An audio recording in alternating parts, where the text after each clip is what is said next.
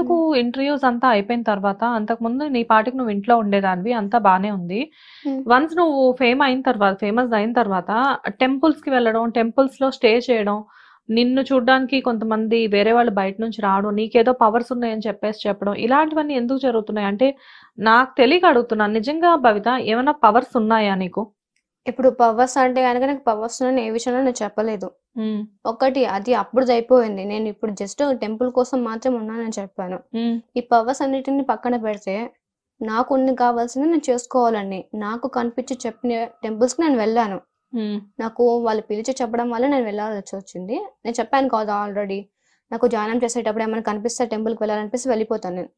అది కామన్ నాకు. ఏ వ్యక్తి? ఇప్పుడు చెప్పాను కదా ఆ పూజారి అని, ఇప్పుడు ఆ గుడి పెట్టారు కదా, ఆయన అనేది ఆయనకు కూడా గత జన్మలో సంబంధం ఉంది.